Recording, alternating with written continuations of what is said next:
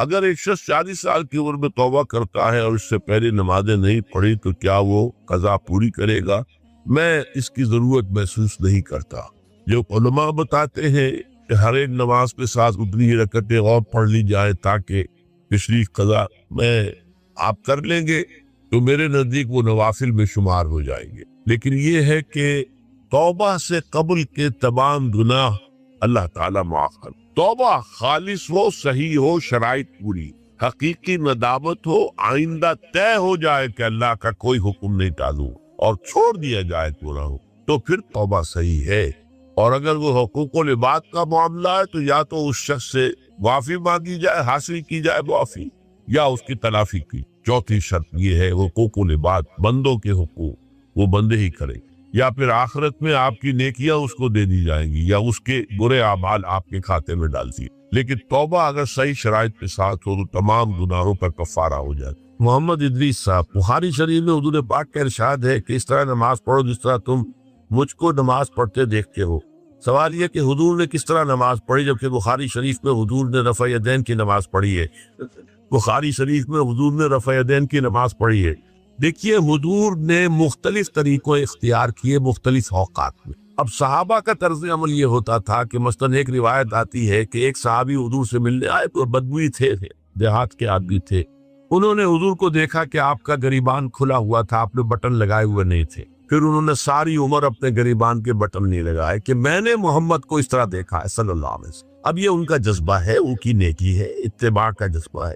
یا ایک سفر میں کسی کو دیکھا، کسی نے دیکھا کہ حضور ایک درخت کے نیچے سے ہو کر گزرے، اب وہ جب بھی جاتے تھے ادھر اس کے نیچے سے ہو کر گزرتے، چاہے اس کی کوئی مقصد نہیں، لیکن یہ بھی ایک اتباع کا جذبہ۔ تو اس میں یہ ہے کہ نماز کی بعض چیزیں ایسی ہیں کہ جن میں معلوم ہوتا ہے کہ حضور کچھ اس میں رد و بدل کرتے رہے۔ کبھی اپنے ہاتھ بالکل کھلے چھوڑ کر بھی نماز پڑھی ہے، کبھی آپ نے ہاتھ نیچے باندھے، کبھی اوپر باندھے۔ اسی طریقے سے رفع یدین کبھی ایسا بھی ہوا ہے کہ آپ نے وہ کی ہے جیسے کہ اہل حدیث حضرات کرتے ہیں، اور جیسے کہ یہ شیعہ کرتے ہیں وہ اس سے بھی زیادہ کرتے ہیں رفع یدین۔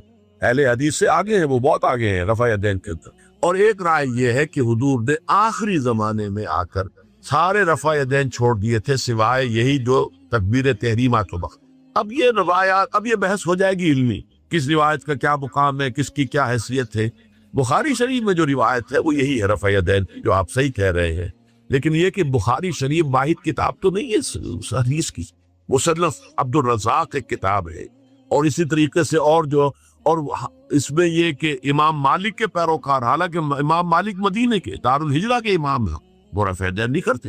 امام شافعی کے کرتے، امام مالک کے نہیں کرتے، امام ابو حنیفہ کے نہیں کرتے۔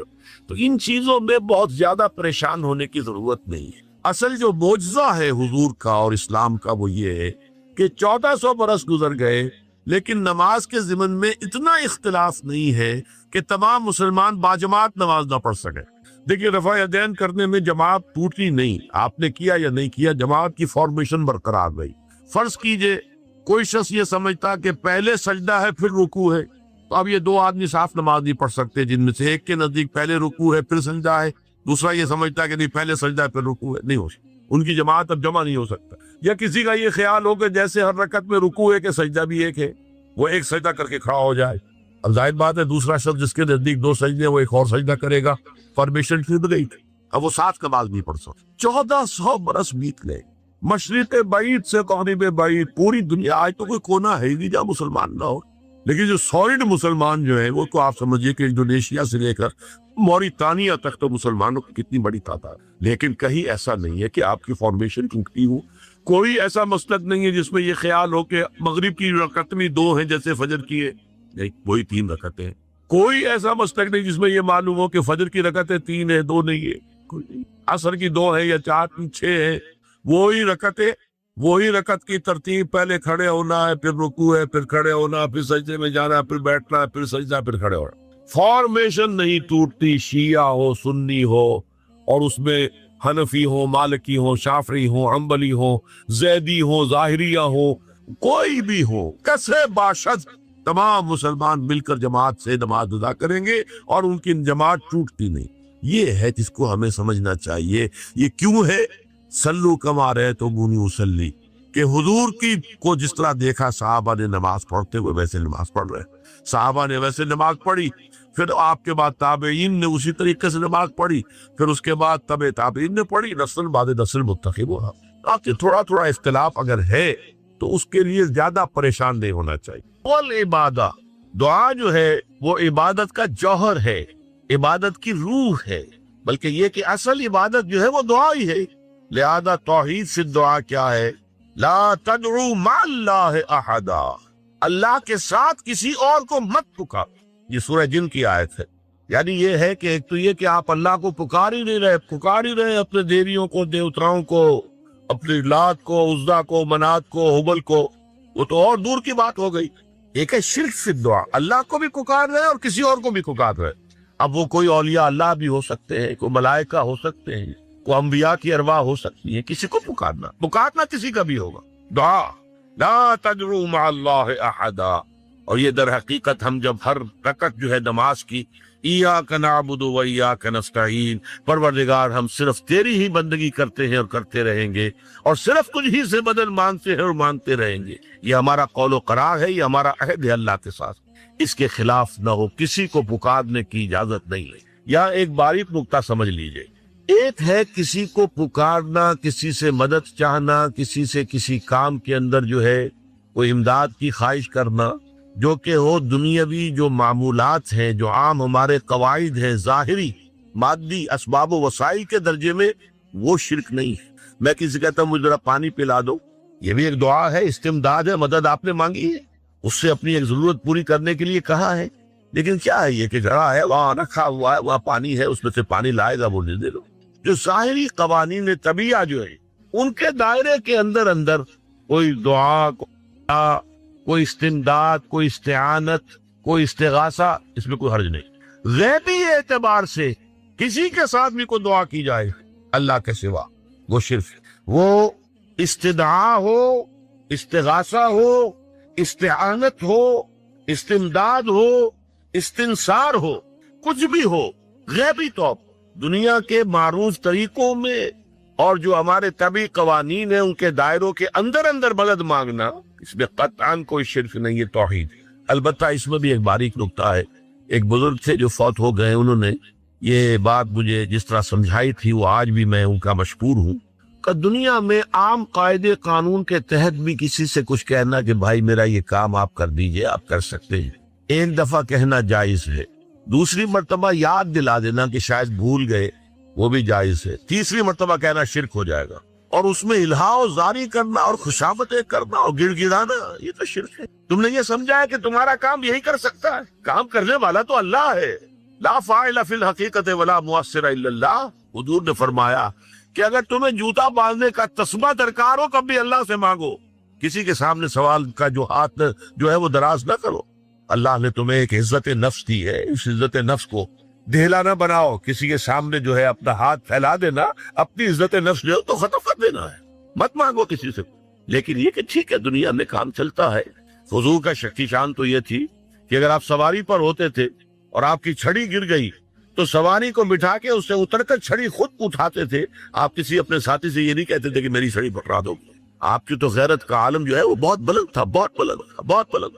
لیکن دنیاوی عام طریقے سے یہ کہ ٹھیک ہے بھئی آپ ایک کام ہے آپ کر سکتے ہیں، یہ کر دیجیے، جیسے کہہ دیا ٹھیک ہے میں کروں گا، پھر بھول گیا یا کچھ اور ہوا، دوسری مرتبہ یاد دہانی کرا دی، تیسری مرتبہ جو ہے انہوں نے کہا کہ پھر اس میں شرک کی بو آنے لگتی ہے کہ معلوم ہوتا ہے کہ آپ نے سمجھا ہے کہ اسی کو اختیار حاصل ہے، یہی مقتدر ہے، اسی کو آپ کا کام کرنے کا جو ہے وہ پوری قوت اور قدرت حاصل ہے، اور یہ چیز جو ہے یہ شرک کی بو اس میں سے آنی شروع ہو جاتی۔ لیکن یہ ہے معاملہ سارا جو اسباب عادیہ کے تحت، اس سے ماورا آپ کسی کو نہیں پکار سکتے۔ میں معذرت کے ساتھ عرض کروں گا اگر کسی کے جذبات کو ٹھیس پہنچے، آپ شیخ عبد القادر جیلانی رحمۃ اللہ علیہ کو نہیں پکار سکتے، محمد رسول اللہ کو نہیں پکار سکتے۔ اور واقعہ یہ ہے کہ محمد رسول اللہ کو تو پکارا بھی نہیں جاتا، پکارتے لوگ ہیں زیادہ حضرت علی کو، یا علی مدد، شرک۔ دیکھیے سب سے بات نکتے کی بتا دوں آپ کو، فرشتے تک ہم مانتے ہیں، حضرت شیخ عبد القادر جیلانی رحمۃ اللہ علیہ کی روح ہے یا نہیں ہے، سنتی ہے نہیں ہے، حاضر ہے کہ نہیں ہے، ناظر ہے کہ نہیں ہے، 100 اختلاف ہو جائیں گے، اختلافات کی تو گنجائش ہے نا۔ فرشتہ ہے یا نہیں ہے، وہ تو فرشتہ تو ہے، آپ کے دونوں کندھوں پہ بیٹھا ہوا ہے، किरामन कातिबीन है कि नहीं है, युरसिल अलैकुम हफ़ज़ा, आपके जो बॉडी गार्ड अल्लाह फरिश्ते नहीं भेजता। लेकिन आप फरिश्ते से भी नहीं कह सकते कि मेरा ये काम, फरिश्ते के वजूद पे तो कोई शक नहीं है, या जिब्राइल मेरा ये काम कतन नहीं, गलत, शिर्क। ला तदउ मअल्लाहि अहदा, अल्लाह के सिवा पुकारना किसी को नहीं है, दुआ किसी से नहीं है, इस्तिगासा किसी का नहीं है, इस्तिआनत किसी से नहीं है, इस्तिमदाद किसी से नहीं है, इस्तिंसार किसी से नहीं सिवाय अल्लाह। जब मुझे अपने दिल में याद करता, मैं भी उसे अपने दिल में याद करता। जब मेरा बंदा किसी महफिल में मेरा जिक्र करता, मैं उससे कहीं बेहतर महफिल में उसका जिक्र करता हूँ। अल्लाह की महफिल तो मलाए आला की है, मलाइके पर रखी। बारह अल्लाह को तुम अपने दिल में मुस्ताहज़र रखो, अल्लाह ताला हमें याद रखे। दोबारा सिर्फ आया ए फज़िल्लाह तबिरु अमामक, तो जा अल्लाह को याद रखो तो अपने सामने मौजूद पाओ जब चाहो दुआ करो। ए फज़िल्लाह तबिरु अमामक, या तुजाहक, अपने सामने को इज़ा साल का फसलिल्लाह, अब आ गया वो बरकत। देखो जब मांगो अल्लाह से, गैर अल्लाह के सामने हाथ दराज करो ही फर्क। एक हदीस में आता, यानी हराम नहीं है, दुनियावी क़वाइद उसूल कवानीन के तहत किसी से मदद जानना, कोई सवाल करना हराम नहीं है। आप सवाल करे मदद में, इसी पर दुनिया कायम है, एक दूसरे के साथ ताउन के साथ। लेकिन ऊंचा मकाम क्या है, किसी से सवाल मत करो सिवाय अल्लाह। यहाँ करके जूते मांगने का कसमा तुम्हें दरकार है तो भी किसी से मत मांगो, अल्लाह को मांगो। क्या पता अल्लाह किसके दिल में डाल दे और वो आके तुम्हें कसमा पेश कर होता है। ऐसा मुसाफा जो अल्लाह के साथ लौ लगा कर रखने वाले वो कितने ऐसे वाक़यात होते। दिल पे एक बात आई और उसके बाद कोई बात नहीं, वो कोई शख्स आ गया उसके वो बात पूरी करता। क्योंकि लोगों के दिल जो है वो तो अल्लाह के दो उंगलियों के माबैन चाहता, फिर क्या अल्लाह किसी फरिश्ते को इंसानी शक्ल में नहीं दे, फरिश्ता आता है इंसानी शक्ल में, आपकी तकलीफ को रफा कर दे, आपकी जरूरत को पूरा कर, उसी से किसी और से। ये है तौहीद का लुब्बे लुबाब। यूं समझिए इस्लाम की जड़ क्या है, ईमान। इस्लाम का जो खारजी निजाम अमल है, इनफरादी आमाल हो इज्तिमाई हो, उन सब की रूह रवां क्या है, ईमान। जी एक बात हो, ईमान का खुलासा लुब्बे लुबाब क्या, ईमान बिल्लाह। जैसे ईमान बिल आखिरा भी है, ईमान बिल मलाइका है, ईमान बिल अंबिया है, ईमान बिल रसूल है, ईमान बिल कुतुब है, ईमान बिल क़ल्ब है, कि असल ईमान। इसीलिए ईमान मुजमल में आपको मालूम है, किसी और की कभी नहीं। आमन्तु बिल्लाहि कफ़ा हुआ बिअस्माइहि व सिफ़ातिहि व क़बीलतु जमीअ अहकामिहि इक़रारुन बिल लिसान व तस्दीक़ुन बिल क़ल्ब। ईमान मुजमल इजमाली तौर पर ईमान इसका नाम है। हाँ, मुफस्सल तफसीली तौर पर आमन्तु बिल्लाहि व मलाइकतिहि व कुतुबिहि व रुसुलिहि वल यौमिल आखिर व क़ब्ल सैरिहि व शर्रिहि बिल्लाहि तआला। तो इस्लाम की जड़ ईमान, और इस्लाम का सारा जो निज़ाम अमल है, चाहे इंफरादी अमाल हो चाहे इज्तिमाई, उन सब की रूह नवा ईमान। और ईमान का खुलासा ईमान बिल्लाह, और ईमान बिल्लाह का असल हासिल वो है कि उसके दो तकाज़े, इबादत सिर्फ उसी की, इस्तिआनत सिर्फ जिसकी। इसलिए मैंने सूरह फातिहा का तज़किरा शुरू किया। ये इबादत का जौहर, इबादत का जो है ये ईमान का हासिल, इबादत सिर्फ उसकी और इस्तिआनत सिर्फ। इस्तिआनत ही नहीं, सवाल भी आ गया। कभी मदद है, आप किसी से मदद माली चाह रहे हैं या कोई और मदद चाहते हैं, किसी काम में मदद चाहते हैं, जैसे मैंने कहा था कि सिफारिश कराना चाहती है मदद, वही काम था फस्तईन बिल्लाह। और जब मदद मांगो सिर्फ अल्लाह से मांगो। और वो सारे अल्फाज याद कर ली, इस्तिदआ, इस्तिआनत, इस्तिगासा। ये जो गौस से आगम से इस्तिगासा किया जाता है, इस्तिगासा अल्लाह से, दुआ इक्ला, इस एतबार से इस्तिमदाद, इस्तिआनत, इस्तिदआ, इस्तिगासा, ये सब अल्लाह।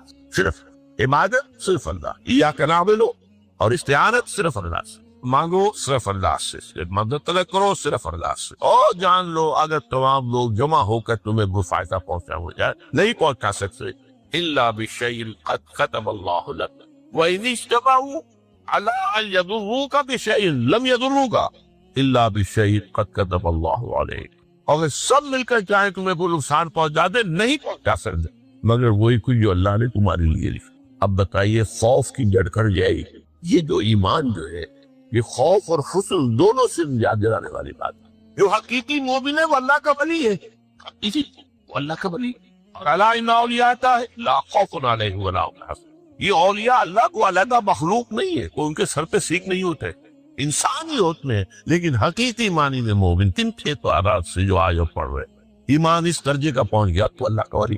اور لوگ کے خوف اس بات کا کس سے خوف کروں, اس کے ہاتھ کو کچھ ہے ہی نہیں. اور اگر کچھ اللہ نے میرے لیے لکھ لیا وہ آتا رہے گا, کیا میں لاکھ گڑ گڑاؤں اور اس کے ساتھ میں جب یہ چھوڑ دے. اگر اللہ نے لکھا ہوا ہے وہ تو آئے, وہ کاہے کو اس کے سامنے گڑ گڑانا, کاہے کو جمع سائی کرنا اس کے ساتھ. اور کسی کے ہاتھ میں کچھ ہے ہی نہیں, میرا خیر ہے ہی نہیں, کاہے کو اجاگر کرو اس کی.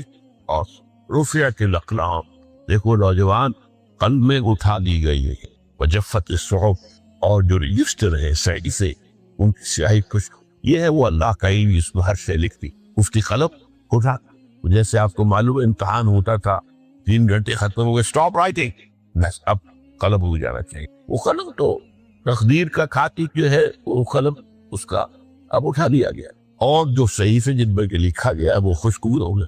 یہ تو روایت ہے جو امام ترمذی نے جس کو روایت کیا, یہ متن ان کا ہے جو ہم نے پڑھا ابھی, اور ان کا قول یہ ہے کہ یہ حدیث حسن صحیح ہے.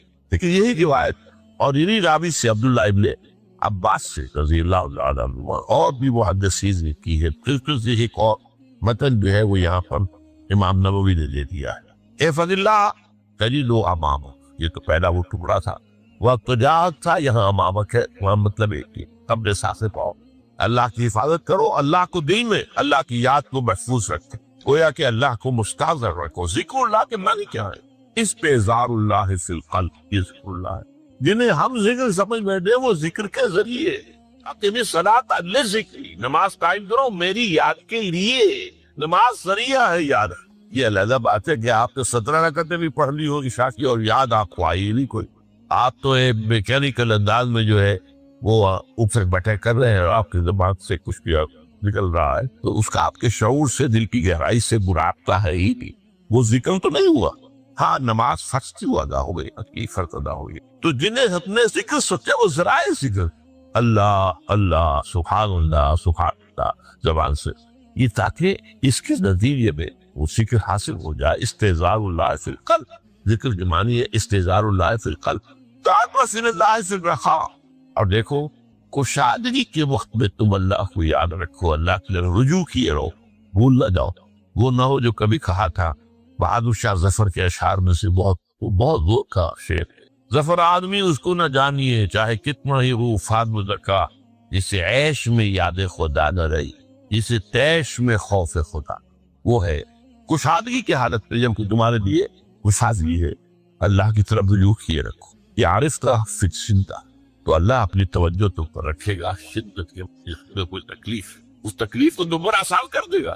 تکلیف تو آنی ہے, لکھی ہوئی ہے, وہ تو آئے گی, لیکن یہ کہ اللہ تعالیٰ اس کی شدت, یہ چیز ہے جس کو ایک انسان بہت شدت کے ساتھ محسوس کر رہا ہے, دوسرا آدمی اتنا نہیں محسوس کر رہا ہے. احساس کا معاملہ ہوگا. وہ تو اصل میں اگر انسان کی نرز کٹی ہوئی ہے تو احساس ہو گئی, سلسی کی ہوگا. تو اس اعتبار سے اللہ تعالیٰ تمہارے لیے اس شدت کی کمی کرتا. وَعْلَمْ أَنَّمَا أَخْطَأَكَ لَمْ يَكُنْ لِيُصِيبَكَ, اور جان لو جو چیز تم سے چھوٹ گئی ہے, رہ گئی ہے, وہ ہرگز تمہیں ملنے والی نہیں تھی. اب آپ نے کسی ملازمت کے لیے درخواست کی ہے, درخواستیں مانگی گئی ہیں, اپنی سی محنت کر دی, نہیں ملی ملازمت, اب آپ بیٹھے ہوئے افسوس میں, رنج میں, غم میں, فلاں نے یہ کر دیا, فلاں نے یہ کر دیا, وہ فلاں جو ہے بڑی تگڑی سفارش لے آیا تھا, فلاں رشوت لے لیا. چھوڑو گے اس کو, تو تمہارے نیت نہیں تھی. کاہے کو اپنے ذہن کے اندر یہ کھچڑی پکا رہے ہو بیٹھے, خواہ آپ شاید سوء ظن میں بھی مبتلا ہو رہے ہو, کسی نے نہ رشوت دی اور آپ سمجھتے ہو کہ رشوت دی ہے اسے. یہ ساری چیزیں یہ ساری صحیحات ان کی جھٹکٹ ہے. وَعَلَمْ أَنَّمَا أَخْطَأَكَ لَمْ يَكُنْ لِيُصِيبَكَ وَمَا أَصَابَكَ, اور جو چیز تم پر آ گئی لَمْ يَكُنْ لِيُخْطِئَكَ, ہو ہی نہیں سکتا تھا کہ وہ تم پر نہ, یہ کر لیتا تو ہو جاتا, شاید یہ کرتے میں نے ٹھیک ہے پہلے لگوا دیا ہوتا تو یہ بات نہ ہوتی. بھائی وہ جو ہونا تھا وہ ہونا تھا. اب یہ وہ چیز ہے جس سے انسان میں کیسے پیدا ہوتی تسلیم و رضا. ہم بھی تسلیم کی خو ڈالیں گے, بے نیازی تیری عادت سے صحیح, اے اللہ جو تو نے چاہا مجھے قبول. کسی لیے میں نے آپ کو آیت سنائی سورۃ تغابن کی, ما اصاب من مصیبت الا باذن اللہ, کوئی مصیبت نہیں آتی مگر اللہ کے اذن سے. ومن یؤمن باللہ یہد قلبہ, جو اللہ پر ایمان رکھتا ہو اللہ اس کے دل کو ہدایت دے دیتا ہے. ہدایت کس بات کی؟ تسلیم و رضا. سر دوست تک سلامت کے دخن جر آدمائی, نہ شبت نصیب دشمن کے شب نہ لا کے تیلت. تیری طرف سے ہے، مجھے قبول ہے، اور بظاہر مجھے تکلیف ہو رہی ہے، لیکن یقیناً اس میں میرا کوئی خیر ہے، بیدک الخیر ہے، تیرے ہاتھ میں تو خیر ہی خیر ہے، جو بھی تیری طرف سے آئے سر تسلیم سمجھے مزاجی یاد۔ اور یہ مضمون جو ہے زیادہ بڑے پیمانے پر سورہ خلیل کی آیا، لا اصاب من مصیبت فی الارض ولا فی انفسکم الا فی کتاب من قبل ان تبرأ، کوئی مصیبت نہیں آتی نہ تمہاری جانوں میں نہ زمین میں زلزلہ آ جانا، سیلاب آ جانا، طوفان زمین کا دھنس جاتا، یا یہ ہے کہ تمہاری جانوں میں کوئی بخار ہو گیا، کوئی اور تکلیف ہو گئی، اچانک معلوم ہوا کہ صاحب تو کینسر ہے، اور کینسر بھی تھرڈ سٹیج کے پہنچ، لیکن جو بھی آیا ہے وہ اللہ کی علم کی کتاب میں پہلے سے لکھا ہوا، فی کتاب من قبل ان نبرأھا، یہ کتاب میں درج ہے اس سے پہلے کہ مجھے ظاہر کرے۔ اس کا نتیجہ کیا نکلنا چاہیے؟ لیکن لا تاسوا علی ما فاتکم ولا تفرحوا بما آتاکم، افسوس نہ کیا کرو جو تم سے جاتا رہے، چھوٹ جائے، کوئی عزیز فوت ہو گیا، کوئی موقع ہاتھ سے نکل گیا، ارے بھائی میں چوک گیا، بڑا موقع تھا، اب اس پر افسوس کر رہے نہیں، جو چیز لیکن لا تاسوا علی ما فاتک ولا تفرحوا بما آتاک، جو اللہ تمہیں دے دے اس پر اتراؤ مت، وما اصابک لم یکن لیخطئک واعلم ان النصر مع الصبر، اور جان تو اللہ کی مدد صبر کے ساتھ، جو آئے اس کی طرف سے چیئے لو، زبان پر کلمہ شکوہ اور شکایت نہ آئے، اللہ سے شکایت، تسلیم اور رضا، جو تیری رضا ہے، تیری صحت ہمیں منظور ہے، لیکن اس کو، مولانا محمد علی جوہر ایک مرتبہ جیل پہ گئے، ایک بیٹی بیمار ہوئی، فوت ہو، اس کے بعد دوسری مرتبہ پھر جیل پہ گئے، دوسری بیٹی کو وہی بیماری، جیل میں اطلاع ملی کہ بیٹی نے بیماری پہ، تو خط لکھا اشعار کی شکل کا آخری شعر بھی، تیری صحت ہمیں منظور ہے لیکن اس کو نہیں منظور، تو پھر ہم کبھی منظور، ہم چاہتے ہیں میرے پیچھے تیری شفا ہو جائے، اسے منظور نہیں، ہمیں بتا وَاعْلَمْ أَنَّ النَّصْرَ مَعَ الصَّبْرِ وَأَنَّ الْفَرْجَ مَعَ الْكَرْبِ، فرج فراخی کھل جانا کسی چیز کا، یہ ہے کاتی کے ساتھ تکلیف کی تکلیف ہوتی ہے ساتھ، اللہ نے قانون بنایا ہے کیا تھا۔ اب آپ اندازہ کیجئے بچے کی ولادت میں ماں کو کتنے تکلیف اٹھانی، آج کل تو فیشن ہو گیا ہے، سیدھے سیدھے جاؤ آپریشن کراؤ، تکلیف سے بچ جاؤ، لیکن یہ ہے کہ یہ بھی عام کھیل میں ہوگا، وہ ساری تکلیف جیسے ہی بچے کو لا کر ماں کے برابر لیٹایا ہے، ساری تکلیف پھر جو راحت میسر ان الفرج مع الکرب وان مع العسر یسرا، اسی لیے میں نے وہ آیت بھی پڑھی تھی، ان مع العسر یسرا ان مع العسر یسرا، اس دنیا میں یہ اللہ نے نظام بنایا ہے، شخصیت جھیلنی ہوگی، لقد خلقنا الانسان فی کبد، ہم نے انسان کو پیدا کیا مشقت کے، مشقت تو کرنی پڑے، کسی کی جسمانی مشقت زیادہ، کسی کی ذہنی مشقت زیادہ، مشقت سے چارہ کسی کو، تو یہ ہے نماز۔ ایک ہے نماز ہم پڑھ لیتے ہیں، آپ نے سارا پڑھ لیا، سارا تعدیل ارکان بھی کر لی، لیکن اگر آپ کا اللہ کے ساتھ ڈائریکٹ کمیونین اور ڈائریکٹ کمیونیکیشن قائم نہیں ہوا تو نماز، جس کو کہ کہا گیا کہ الصلاۃ معراج المومنین، جو قرب حضور کو حاصل ہوا معراج میں، وہ ایک بندہ مومن دنیا میں رہتے ہوئے حاصل کر سکتا ہے نماز، اگر اس کی روح جو ہے واقعتاً ہم کا نام ہو رہی ہو، الحمدللہ رب العالمین الرحمن الرحیم مالک یوم الدین اہدنا الصراط المستقیم ایاک نعبد و اگر ہم واقعتاً ایسے کہہ رہے ہو کہ ہمیں احساس ہو کہ ہم اللہ کے حضور میں حاضر ہیں اور عرض کر دو، سجدہ کریں تو حدیث میں آتا ہے کہ ایسے محسوس ہو کہ گویا کہ میں نے اپنا سر اللہ کے قدموں میں رکھ، یہ ہے نماز۔ اب جو گفتگو ہو رہی ہے یہ ہم کلامی ہے، الصلاۃ معراج المومنین، اہل ایمان کے حق میں یہ نماز جو ہے یہ معراج کا درجہ، لیکن یہ نماز کیسے نصیب ہوگی اگر روح سوئی ہوئی ہے، دبی ہوئی ہے، پسی ہوئی ہے، مزمحل ہے یا مردہ ہے، یہ نماز کیسے آتی ہو؟ چاہے آپ 5 وقت کی نماز پڑھ رہے ہو، چاہے آپ نے ہیبٹ بنا لیا ہو نماز کو، چاہے خوش بھی ہو گیا ہو، لیکن یہ کہ جب تک وہ روح بیدار نہ ہو، جب تک ہم کلامی نہ ہو، افلاک سے آتا ہے نالوں کا جواب آخر، اٹھتے ہیں حجاب آخر، کرتے ہیں خطاب آخر، جب تک یہ نہ ہو رہا، جیسے کہ میں ایک حدیث قدسی انشاءاللہ آج سناؤں گا سورہ فاتحہ کے ضمن کہ اللہ تعالیٰ کے سامنے جب کھڑا ہو کر انسان جب کہتا انی وجہت وجہی للذی فطر السماوات والارض حنیفا، دائیں بائیں سے بالکل اپنا تعلق کاٹ کر میں نے اپنا رخ کر لیا ہے اس اللہ کی طرف جس نے آسمان اور زمین کو پیدا ہے۔ اب یہ توجہ وجہ تو اگر یہ تو ہے چہرہ تو ہم نے کر دیا خانہ کعبہ کی طرف، اندر سے ہماری روح متوجہ نہیں ہوئی، وہ سوئی پڑی، اسے پتہ ہی کچھ نہیں کہ کیا ہو رہا ہے، تو اس صورت میں وہ کیا ہے؟ ظاہری بات تو پوری ہو گئی، نماز کا ثواب ہو جائے گا، فرض کی ادائیگی کا ثواب مل جائے گا، لیکن وہ اصل نماز تو حاصل نہیں ہوئی۔ یہ ہے وہ بات کہ وَإِذَا سَأَلَكَ عِبَادِي عَنِّي فَإِنِّي، اے نبی جب میرے بندوں کی روحیں بیدار کو توانا ہو جائیں، حیات تازہ سے وہ ہم کنار ہو جائیں، اور پھر وہ میرے بارے میں پوچھیں، وہ میرا تقرب حاصل کرنا چاہتے تو آپ سے پوچھے تو کہیے میں قریب ہی اجیب دعوت الداع اذا دعان، یہ ہے وہ دعا، میں ہر پکارنے والے کی پکار، ہر دعا کرنے والے کی دعا کو سنتا ہوں، قبول کرتا ہوں، اس کو جواب دیتا ہوں جہاں کہیں بھی مجھے پکارے۔ اذا دعان، اس میں در حقیقت وہ مفہوم آ گیا ہے there and then wherever، آپ اپنے گھر میں ہو کر پکارے اللہ کو، آپ بستر پر لیٹے ہوئے پکارے الذین یذکرون اللہ قیاما وقعودا وعلی جنوبہم، ہاں ٹھیک ہے، بعض مقامات بعض اوقات قبول دعا کے لیے زیادہ سازگار ہے، حرم میں جا کر دعا مانگی جائے، اور منا میں عرفات میں خاص طور پر، جبل رحمت پر خاص طور پر، ملتزم جو ہے کعبے کا اس پر خاص طور پر، وہ ایام بھی ہے خاص، لیکن یہ نہیں ہے کہ بقیہ دنوں میں آپ کے اور اللہ کے درمیان کو بڑا فاصلہ ہے۔ یہ سارا دنیا میں مشرکانہ نظاموں نے تصور پیدا کیا، اللہ تو دور ہے دور ہے دور ہے دور ہے، پاک ہے پاک ہے پاک، تم ناپاک ہو ناپاک ہو ناپاک ہو، اور تم تو بڑی پستی میں پڑے ہو، تم اللہ سے براہ راست ہم کلام نہیں، کوئی درمیانی چاہیے، کوئی لنکس چاہیے، کوئی پجاری ہوگا، کوئی پروہت ہوگا، کوئی پنڈت ہوگا، کوئی پیر ہوگا، کوئی پادری ہوگا، کوئی پوپ ہوگا، اس کے ذریعے سے تم اللہ سے ہم کلام ہو، خود نہیں۔ اور جب ذریعے بیچ میں آ گئے تو ان کی مٹھی گرم کرو، ان کی چاپلوسی کرو، ان کو بھی جو ہے چادریں چڑھاؤ، ان کو نذرانے پیش کرو۔ یہ ہے بدترین ایکسپلائٹیشن جو مذہب کے ذریعے سے نوع انسانی کی۔ یہ دو ایکسپلائٹیشن دنیا میں ہوئی ہے تاریخ انسانی میں، ایک بادشاہوں کی طرف سے خراج دو ہمیں، محنت تم کرو گے کھیت میں، آدھا حصہ ہمارے پاس آئے گا، ہم عیش کریں گے، ہم سٹینڈنگ آرمیز رکھیں گے تاکہ ذرا تم بغاوت کرو تو تمہارا سر کچل دیا جائے۔ یہ ایکسپلائٹیشن بدترین، مانگنے والا گدا ہے، صدقہ مانگے یا خراج۔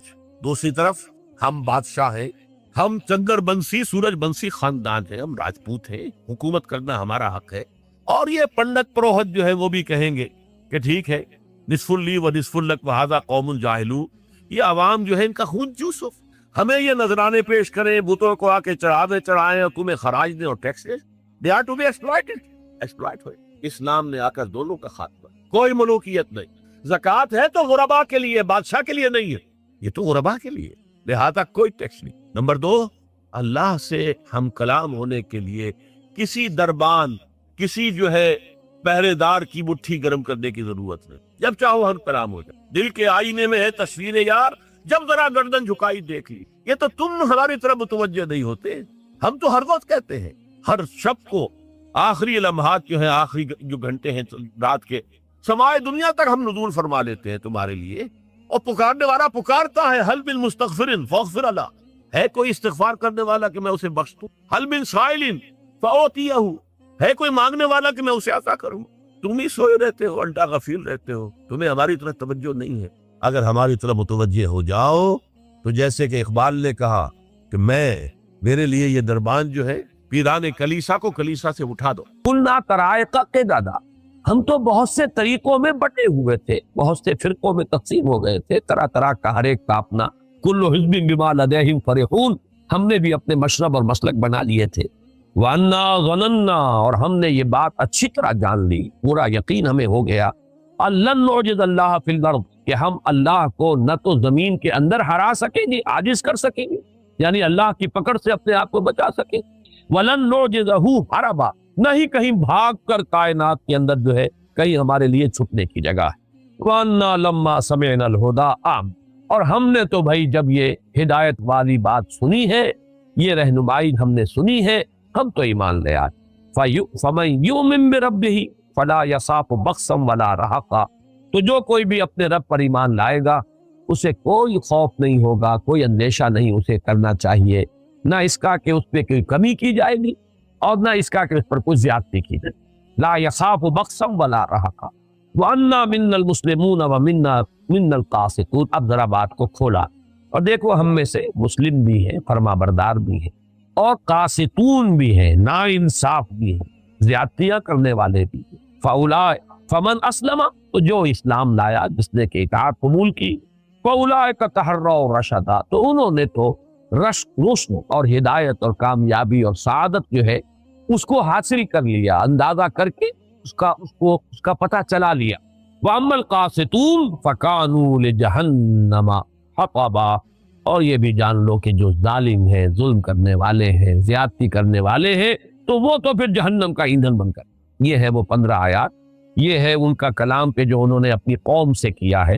اب ذرا آ جائیے، میں چاہتا ہوں کہ وہ بہت مختصر ہے دوسرا مقام جو ہے سورہ احقاف کا، اس میں صرف 4 آیتیں ہیں۔